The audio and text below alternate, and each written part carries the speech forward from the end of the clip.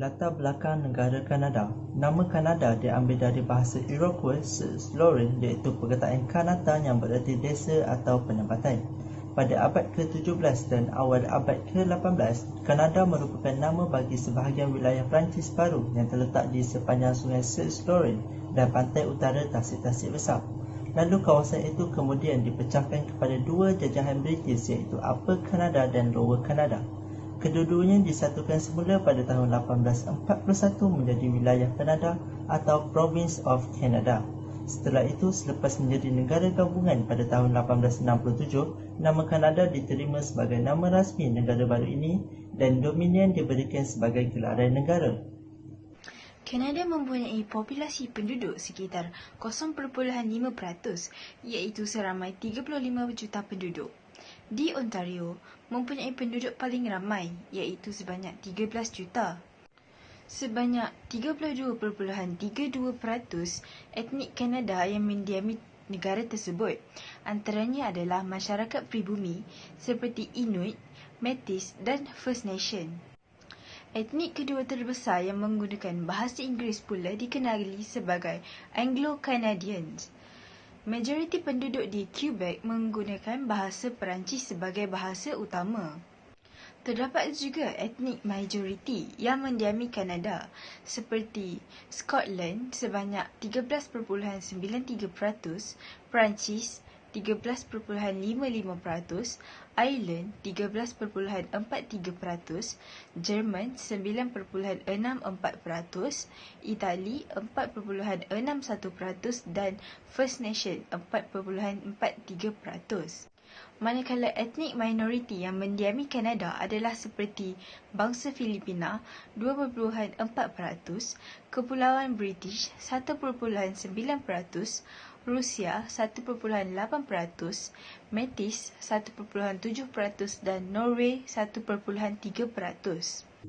Dari segi pentadbiran pula, negara Kanada menggunakan pentadbiran secara demokratik yang diluhurkan oleh kerajaan berparlimen dan raja berperlembagaan, iaitu yang membawa maksud monarki negara Kanada dijadikan seasas kepada cabang-cabang eksekutif, perundangan, kehakiman dan kewibawaan.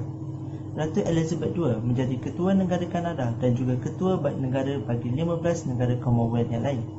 Ratu Elizabeth telah tinggal di United Kingdom, maka segala tugas-tugas diraja di negara Kanada digalas oleh Cabinet General Kanada. Walau bagaimanapun, pengaruh kerabat dalam segala urusan pentadbiran kerajaan adalah terhad daripada menteri-menteri mahkota iaitu yang bertanggungjawab kepada Dewan Rakyat dan diketuai oleh Perdana Menteri Kanada selaku ketua kerajaan. Struktur Persekutuan Kanada telah mengagihkan tanggungjawab pemerintahan antara kerajaan persekutuan dengan 10 provinsinya. Badan-badan perundangan provinsinya merupakan ekadewan yang fungsinya sama dengan Dewan Rakyat. Dari segi budaya pula di Kanada, terutamanya di wilayah Quebec, terdapat ramai penutur bahasa Perancis yang mempunyai budaya yang kuat dan budaya di wilayah tersebut adalah berbeza berbanding wilayah yang lain. Kanada merupakan sebuah negara yang mempunyai himpunan pelbagai sub-budaya setempat, pribumi dan etnik. Kanada dipengaruhi kebudayaan adat British, Perancis dan pribumi. Kebudayaan Amerika telah mempengaruhi Kanada. Sebagai contoh, hiburan dan media Amerika telah mendapat sambutan di Kanada pada tahun 1755 sehingga 1815. Tom Thomson merupakan pelukis masyhur di Kanada dalam pelukisan landscape dan bertahan kira-kira 10 tahun sehingga beliau meninggal dunia pada usianya berumur 39 tahun.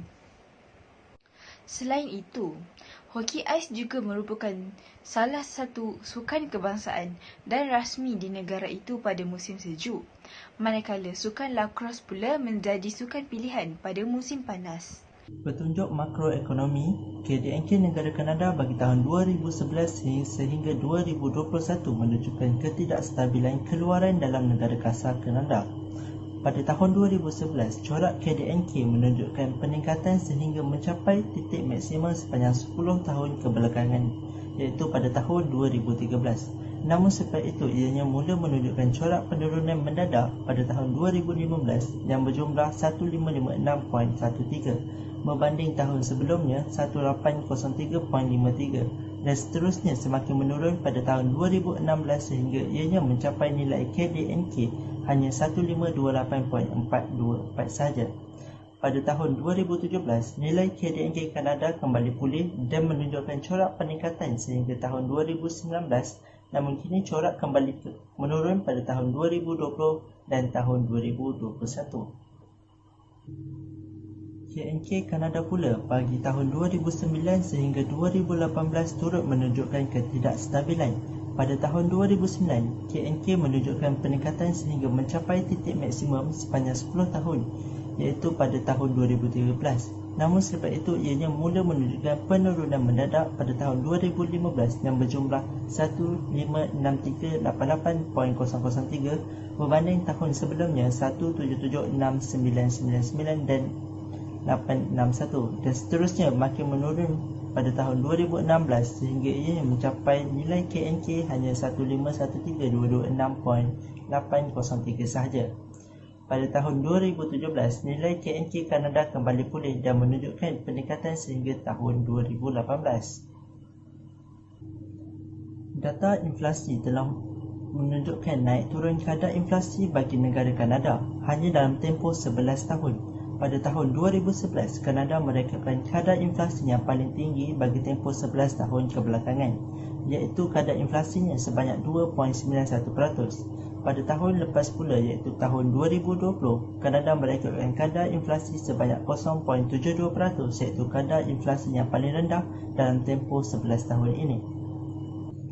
Kadar pengangguran Kanada bagi tempoh 11 tahun iaitu dari 2010 sehingga 2020. Secara kasarnya kita mendapati kadar pengangguran di negara ini semakin menurun walaupun pada tahun 2015 dan juga 2016 corak kadar pengangguran ini menunjukkan peningkatan. Namun apabila penghujung tahun 2016 corak kadar pengangguran di negara ini mula menunjukkan penurunan sehinggalah pada tahun 2020.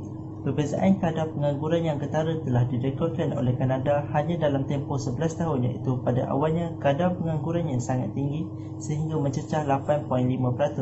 Namun pada penghujung tempoh 11 tahun Kanada hanya mencatatkan kadar pengangguran sebanyak kurang dari 6%. Bermula pada tahun 2009, import negara Kanada menunjukkan peningkatan sehingga mencapai titik maksimum sepanjang 12 tahun dan malas 3 tahun iaitu pada tahun 2011, 2012 dan juga 2013. Namun selepas itu ianya mula menunjukkan trend penurunan mendadak pada tahun 2015 dan seterusnya semakin menurun pada tahun 2016. Pada tahun 2017, kadar import Kanada kembali pulih dan menunjukkan corak peningkatan sehingga tahun 2019 namun kini kembali menurun pada tahun 2020. Data ekspor bagi negara Kanada dalam tempoh 12 tahun iaitu dari tahun 2009 sehingga tahun 2020. Bermula pada tahun 2009, ekspor menunjukkan peningkatan sehingga mencapai titik maksimum sepanjang 12 tahun itu iaitu pada tahun 2014 iaitu mencapai 475 bilion USD. Namun selepas itu ianya mula menunjukkan penurunan yang mendadak pada tahun 2015 dan seterusnya makin menurun pada tahun 2016. Pada tahun 2017, kadar import kembali pulih dan menunjukkan peningkatan sehingga tahun 2019, namun kini kembali menurun pada tahun 2020.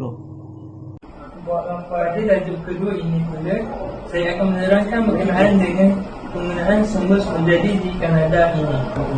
Seperti negara lain juga, Kanada ini juga kaya dengan berbagai sumber menjadi. Antara sumber menjadi utama yang menjadi keutamaan dalam ekonomi di Kanada ini adalah petroleum, anak batu, potas dan timber. Sumber menjadi yang pertama adalah petroleum. Petroleum juga adalah satu komoditi ekonomi paling berharga di Kanada kerana rezervnya dipercayai sebagai yang terbesar di dunia. Rezerv minyak Kanada yang besar telah menaikkannya ke peringkat pengeluar dan pengekspor terbesar di dunia.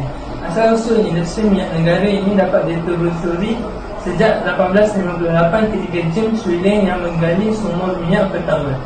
Wilayah Newfoundland dan Labrador, Alberta dan Saskatchewan menghasilkan sebahagian besar minyak mentah Kanada. Pada tahun 2015, Alberta adalah ladang pengeluaran minyak utama Kanada, menyumbang kira-kira 80% daripada semua pengeluaran minyak di negara ini. Kanada mengekspor sejumlah besar minyaknya ke Amerika Syarikat yang merupakan salah satu destinasi ekspor utamanya. Negara ini mengeluarkan 68,800,000 tan minyak untuk purata tahunan. Sumber semula jadi yang kedua pula adalah arang batu. Kanada juga mempunyai rezerv arang batu kelima terbesar di dunia. Arang batu ini adalah sumber jadi yang paling berharga di rantau ini. Lombok arang batu Kanada kebanyakannya terkumpul di bahagian barat negara itu, yang merangkumi beberapa wilayah pengeluar arang batu terbesar di negara ini, termasuk British,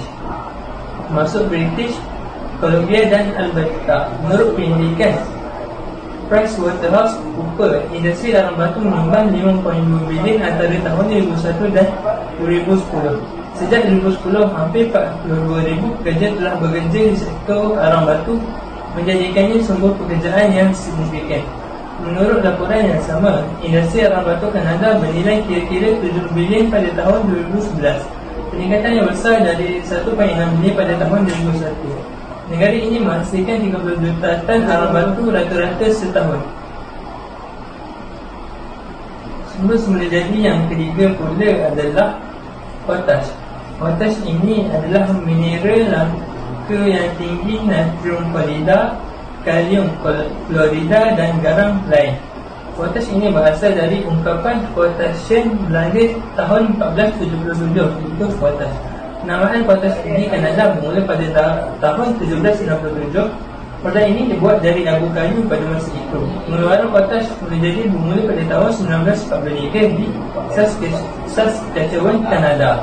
Perlembagaan yang aktif pada tahun 1951, Syarikat Potash of America memulakan penggalian ahli pada tahun 1958. Organisasi ini membina tambang of precious di bawah air. Saskatchewan di Kanada ini mempunyai simpanan tertinggi di dunia. Syarikat Mozart adalah pelombong yang ketara. Hanya 12 juta tan potash dihasilkan di Kanada pada tahun 2017. Sumber jadi yang terakhir adalah timber.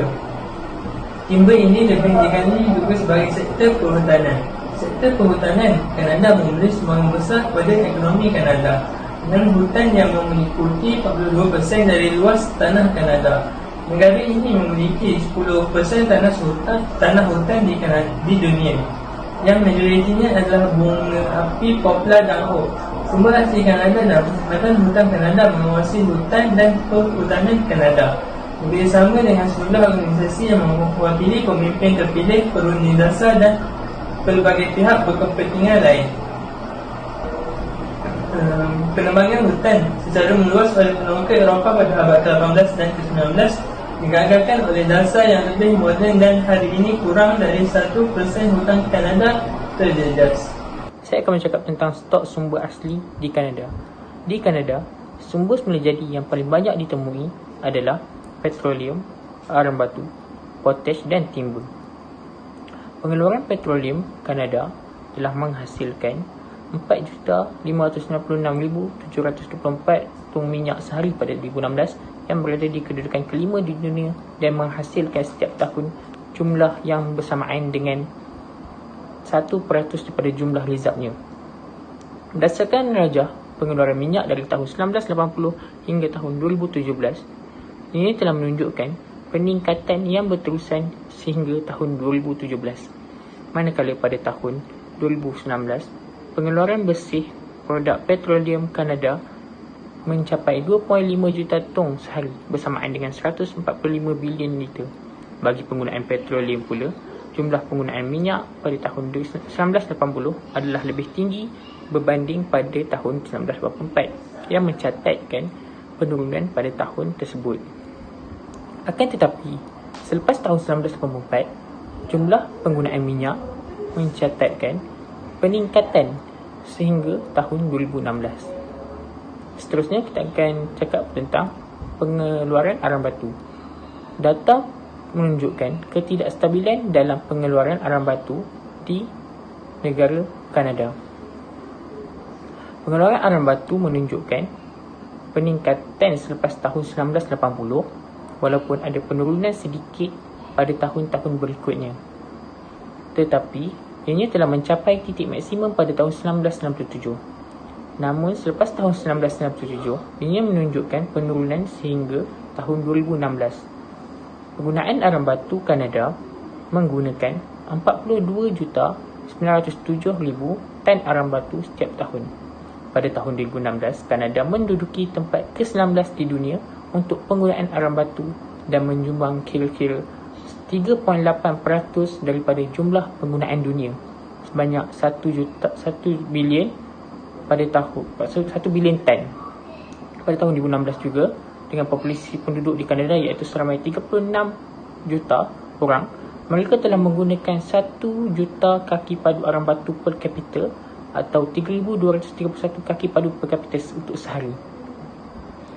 Bagi pengeluaran potash pula, pengeluaran potash telah menunjukkan peningkatan daripada 15.6 juta ton pada tahun 2010 kepada 17.7 juta ton pada tahun 2011. Pada tahun 2012, pengeluaran potash menurun kepada 15.1 juta ton sebelum nilai tersebut meningkat kepada 18.8 juta ton pada tahun 2015 dan kemudian menurun sedikit kepada 17.9 juta ton pada tahun 2016.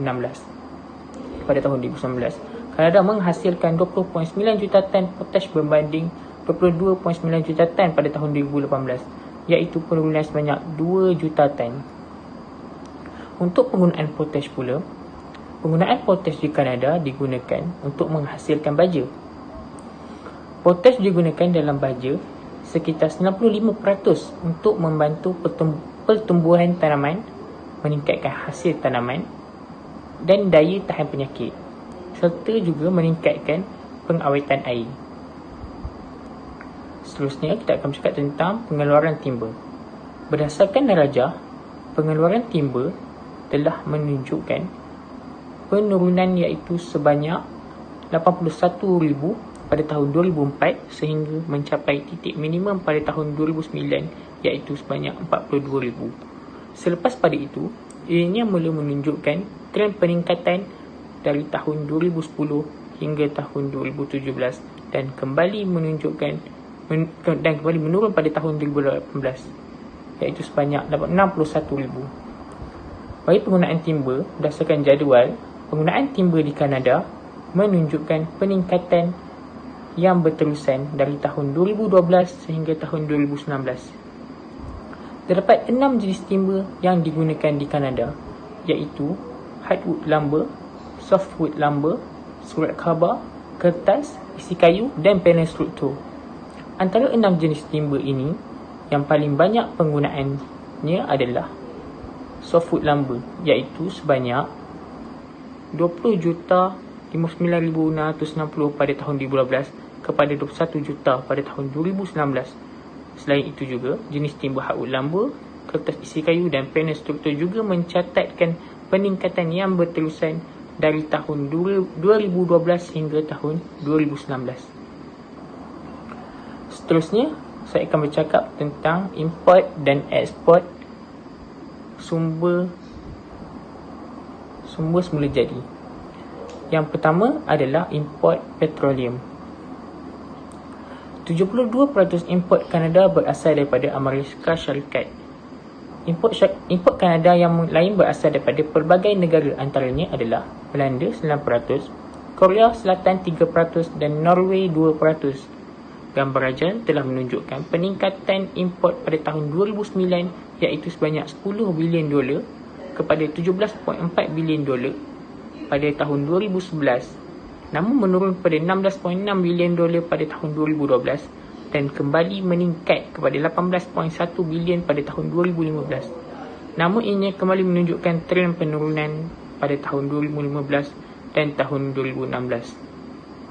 Pada tahun 2017 ianya kembali meningkat kepada 13.4 bilion dolar sehingga tahun 2018 sebanyak 20.4 bilion dolar dan kembali menurun pada tahun 2019 kepada 16.9 bilion dolar.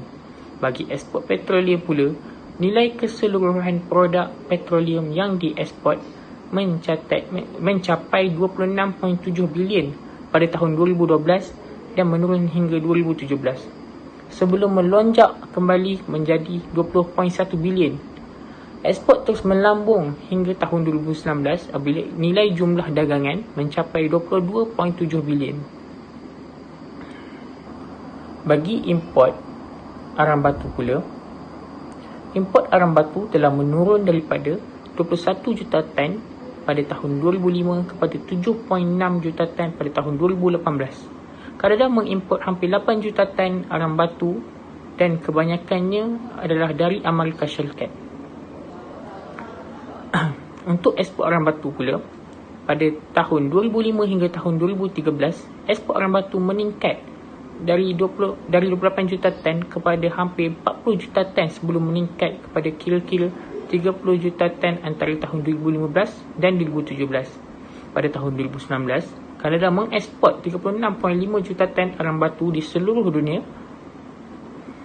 Ekspor ke Amerika Syarikat telah menyumbang daripada ekspor arang batu Kanada dan mewakili 12% dari jumlah import arang batu Amerika Syarikat. Bagi import untuk potash pula telah menunjukkan ketidakstabilan import dalam tempoh 5 tahun terakhir ini. Hal ini dapat dilihat titik minimum import potash adalah pada tahun 2018, sementara titik maksimum adalah pada tahun 2021. Pada tahun 2021, jumlah import potash telah menunjukkan jumlah yang semakin rendah disebabkan pandemik COVID-19 yang berlaku di dunia. Ekspor potash dari tahun 2010 hingga 2019. Graf bar ini telah memaparkan ekspor potash dunia. Pada tahun 2010, ekspor berjumlah 42.1 juta tan. Ekspor telah meningkat kepada 44.2 juta tan dari 36.9 juta tan pada tahun 2012. Pada tahun 2014 pula, ekspor meningkat secara beransur-ansur menjadi 49.6 juta, kemudian menurun lagi pada tahun 2015 menjadi 46.4 juta. Pengeluaran meningkat kepada 53.1 juta tan pada tahun 2018 selama 10 tahun sebelum turun menjadi 49.9 juta tan pada tahun 2019. Bagi ekspor timber pula, setelah pertumbuhan berterusan selama 6 tahun, jumlah ekspor produk kayu Kanada menurun 13.8% pada tahun 2019 kepada 33.2 bilion disebabkan oleh harga yang lebih rendah dan peminat pengeluaran banyak produk kayu import timber. Berdasarkan jadual, jumlah import timber di Kanada menurun iaitu sebanyak 11,468,000 pada tahun 2014 pada 8,689,000 pada tahun 2019. Produk utama import di Kanada mencatatkan peningkatan sebanyak 496 juta pada tahun 2014 kepada 565 juta pada tahun 2016. Tetapi ianya telah menurun kepada 416 juta pada tahun 2019. Ketiga-tiga produk import ini telah menunjukkan penurunan dari tahun 2014 hingga tahun 2019. Seterusnya, saya akan menerangkan bahagian komen mengenai penggunaan tahap bagi siap sumber semula jadi yang telah disenaraikan. Komen bagi sumber semula jadi yang pertama adalah sumber semula jadi timber. Tahap penggunaan timber di Kanada ini menunjukkan peningkatan dari tahun 2014 hingga tahun 2019. Walaupun timber hanyalah menyumbang kepada 0.3% daripada pelepasan karbon di Kanada, mengurangkan jumlah penggunaan timber di Kanada bukanlah sesuatu idea yang baik kerana hal ini akan merugikan ekonomi disebabkan pembalakan merupakan industri ketiga terpenting di Kanada. Oleh itu, untuk mengurangkan penggunaan timber di Kanada, sebaiknya dibiarkan berkurang secara semula jadi. Komen bagi sumber semula jadi yang kedua pula adalah berkenaan dengan sumber semula jadi potash. Kanada adalah pengeluar potash keempat terbesar di dunia dan penggunaan per kapita di Kanada ialah 4,000 kilogram.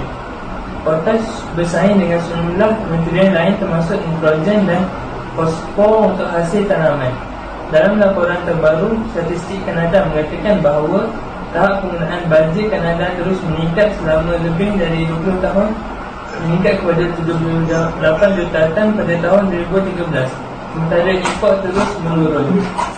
Statistik Kanada juga melakukan bahawa rata-rata orang Kanada menggunakan sekitar 4,000 kilogram baju setiap tahun, yang menyebabkan defisit perdagangan meningkat dengan negara-negara seperti Belarus yang merupakan salah satu sumber potas import terbesar di Kanada. Komen bagi sumber-sumber jadi yang ketiga pula adalah berkenaan dengan sumber-sumber jadi arang batu.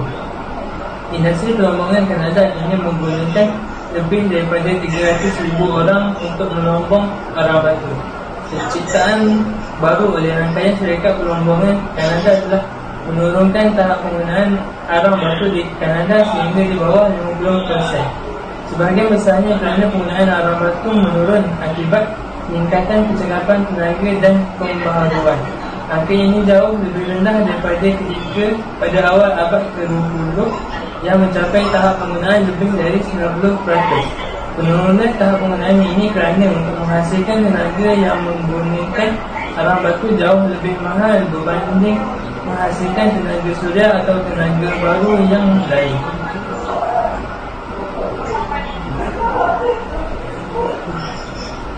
Komen bagi sumber-sumber jadi yang terakhir pula adalah berkenaan dengan sumber-sumber jadi petroleum.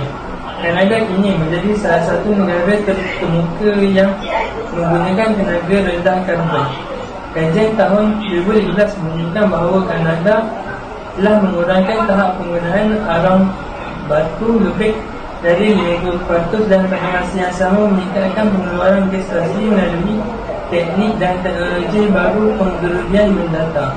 Di samping itu, tahap penggunaan petroleum telah menurun sebanyak 15% sejak beberapa tahun kebelakangan ini dan pada masa yang sama menjana 10% lebih banyak tenaga dengan sumber yang boleh diperbaharui seperti angin, solar, biodiesel dan tenaga geothermal.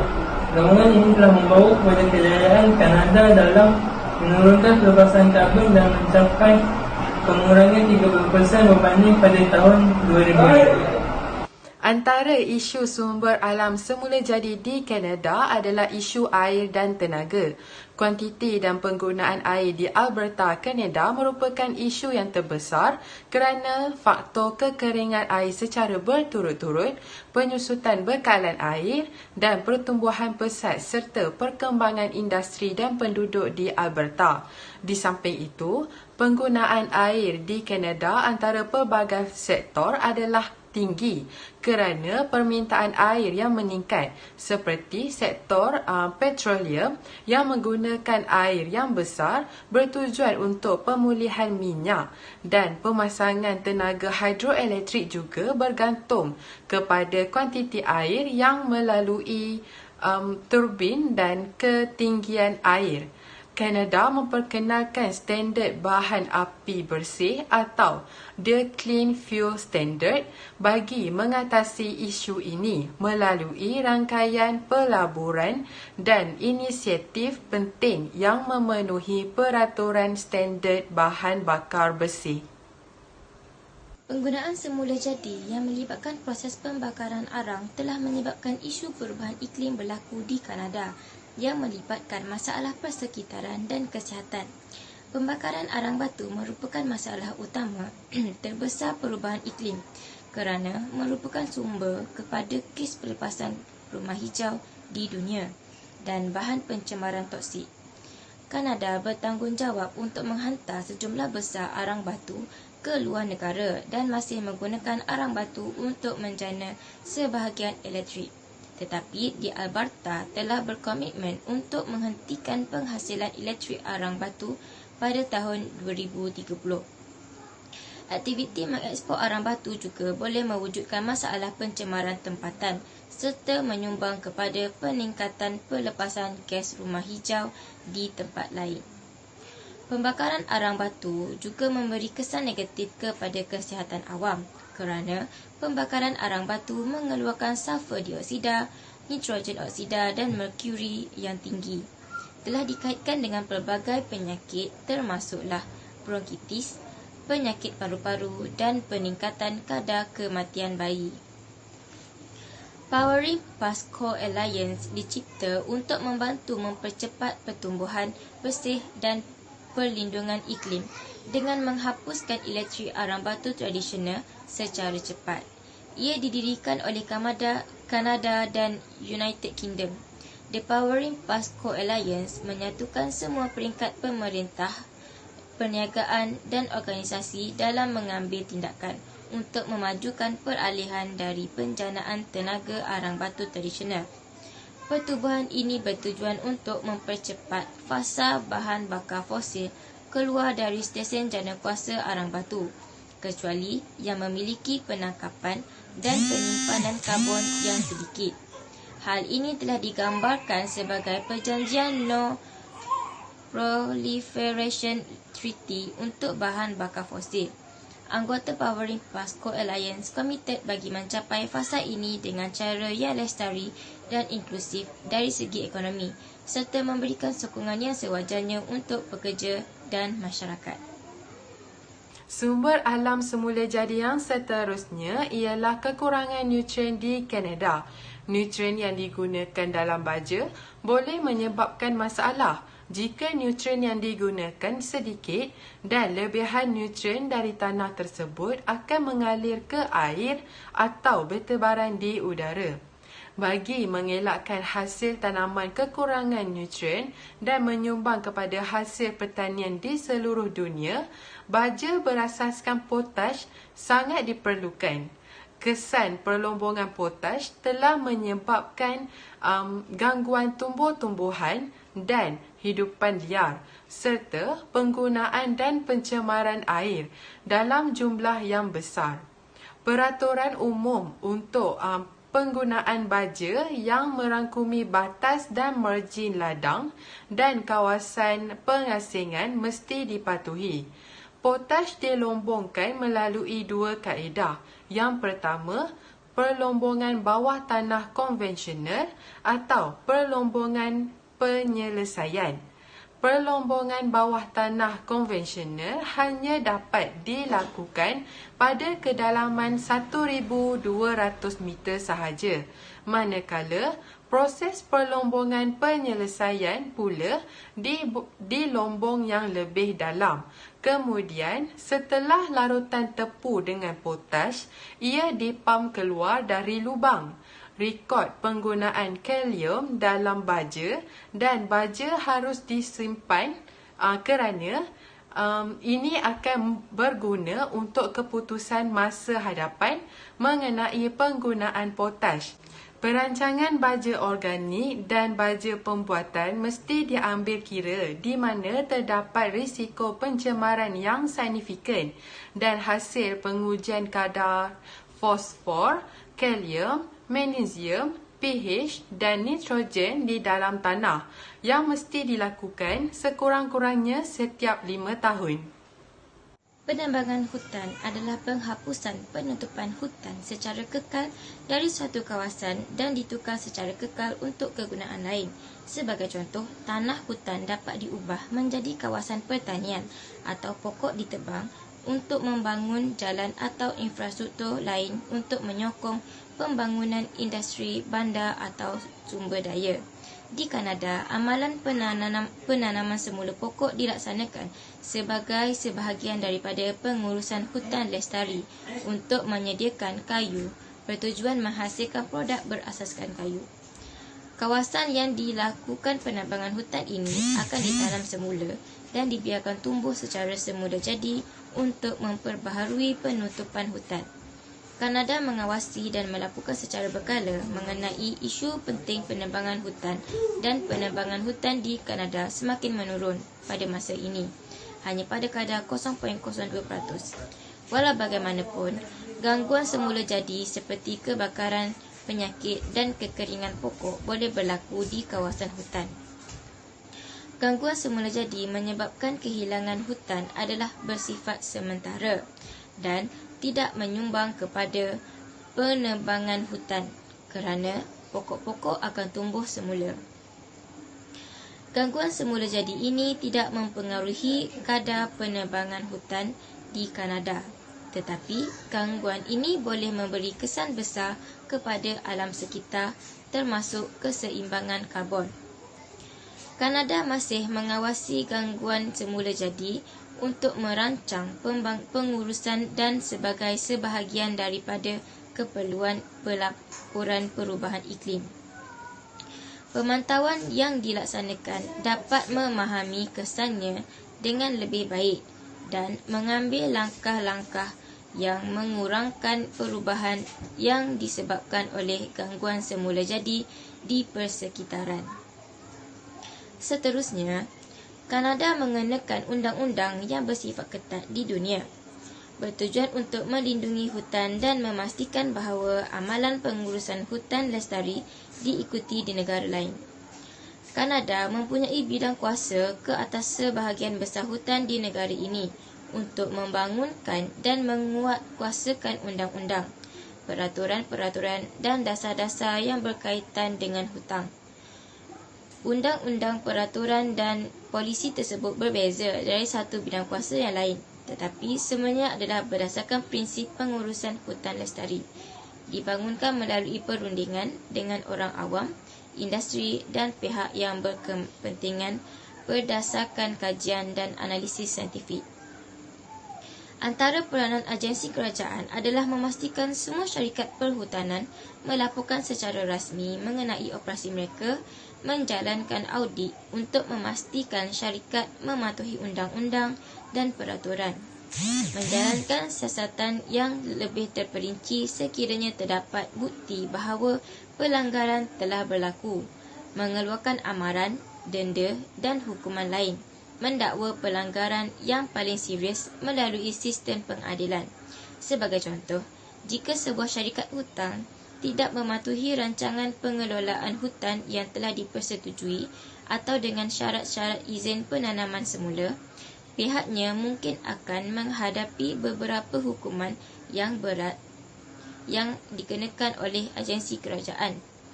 Kegiatan perhutanan juga dipantau untuk mengawasi royalti yang harus dibayar syarikat kepada pemerintah kerana diizinkan melakukan penebangan hutan dan mengambil kayu dari tanah awam. Undang-undang persekutuan dan perjanjian antarabangsa juga mengatur operasi perhutanan di Kanada. Contohnya, Undang-undang Persekutuan iaitu Akta Spesies di Risiko, Akta Perikanan, Akta Konvensyen Buruh Migrasi dan Akta Perlindungan Tumbuhan, dan Perjanjian Antarabangsa iaitu Konvensyen Kepelbagaian Biologi dan Konvensyen Perdagangan Antarabangsa Spesies Fauna Liar dan Flora yang terancam. Melalui undang-undang, perancangan pengurusan hutan perlu dipersetujui terlebih dahulu untuk bertanggungjawab menanam semula pokok sebelum memulakan aktiviti penebangan pokok hutan. Kanada mengawasi dengan teliti syarikat-syarikat perhutanan yang beroperasi di hutan milik umum. Antara undang-undang persekutuan ialah Akta Perhutanan dan Peraturan Kayu, Akta India, Akta Pengurusan Tanah Bangsa-Bangsa Pertama dan Akta Taman Negara. Manakala aktiviti perhutanan di atas tanah persendirian adalah dikawal oleh peraturan-peraturan perbandaran dan disokong oleh garis panduan wilayah atau program sukarela bagi mencegah aktiviti haram seperti pencerobohan atau pencurian kayu. Pemilik tanah biasanya harus bergantung pada undang-undang Kanada yang mengatur hak milik. Dalam part saya akan menyatakan langkah-langkah terbaik bagi pengurusan hutan lestari SFM dan pengurusan tanah lestari SLM di Kanada. Pengurusan hutan lestari SFM boleh didefinisikan sebagai konsep dinamik dan berkembang yang bertujuan untuk mengekalkan dan meningkatkan nilai ekonomi, nilai sosial dan juga nilai persekitaran semua jenis hutan. Dan tujuan ini adalah untuk kepentingan generasi-generasi sekarang dan juga generasi yang akan datang. Untuk pengurusan tanah lestari SLM pula, Pertubuhan Bangsa-Bangsa Bersatu PBB mendefinisikan pengurusan tanah lestari SLM sebagai penggunaan sumber daya tanah, iaitu termasuk tanah, air, haiwan dan juga tanaman. Penggunaan sumber daya tanah ini adalah untuk pengeluaran barang bagi memenuhi perubahan keperluan manusia. Dan pada masa yang sama, bagi memastikan potensi produktif jangka panjang sumber daya ini serta pemeliharaan fungsi persekitaran mereka. Okey, pendek kata, pengurusan lestari merupakan pengurusan yang sangat penting bagi terhadap semua negara bagi memastikan sumber yang ada pada masa sekarang dapat digunakan atau dapat dinikmati pada masa yang akan datang. Oleh itu, terdapat beberapa langkah yang dijalankan oleh Kanada bagi memastikan pengurusan hutan di negara mereka berjalan dengan lancar tanpa menjejaskan manfaat hutan terhadap generasi yang akan datang. Okay, antara langkah-langkah yang diambil oleh kerajaan Kanada adalah dengan melaksanakan undang-undang hutan Kanada yang ketat, melaksanakan pemeliharaan dan perlindungan hutan Kanada, melaksanakan sekatan persekutuan bagi membantu memelihara biodiversiti hutan, mewujudkan taman nasional dan rezerv wilayah sebahagian besar hutan lindung Kanada, menjalankan semua usaha pemeliharaan dan perlindungan berasaskan sains, membuat perancangan pengurusan hutan, membuat pengukuran dan laporan serta mengumpul data dan statistik perhutanan. Bagi pengurusan tanah lestari pula, terdapat 27 amalan terbaik yang masing-masing memenuhi kriteria garis faedah di bawah 3 sudut yang ketara, iaitu sosial, ekonomi dan juga persekitaran. Berdasarkan 27 amalan terbaik tersebut, didapati 10 amalan terbaik terdiri daripada amalan berimpak tinggi dan berpotensi besar untuk meningkatkan kesinambungan amalan penggunaan tanah di perbandaran Kanada. Antara amalan terbaik berimpak tinggi tersebut adalah program retrofit kejiranan yang lestari, rancangan penggunaan tanah kejiranan yang lestari, menggalakkan intensifikasi, menyelaraskan penggunaan tanah koridor dan pembangunan transit, pembangunan semula penggunaan campuran neutral karbon, strategi pengembangan not, bayaran pembangunan berkaitan dengan pertumbuhan yang padat, pembangunan pertengahan, strategi jalan raya yang lengkap serta keperluan infrastruktur hijau.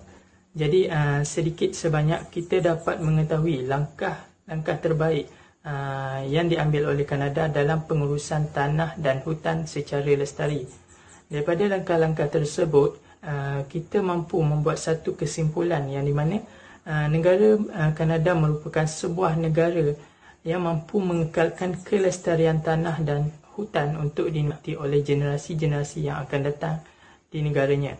Oleh itu, Kanada mampu menjadi salah satu negara contoh pengurusan lestari yang terbaik yang boleh diikuti oleh negara-negara lain, termasuklah Malaysia.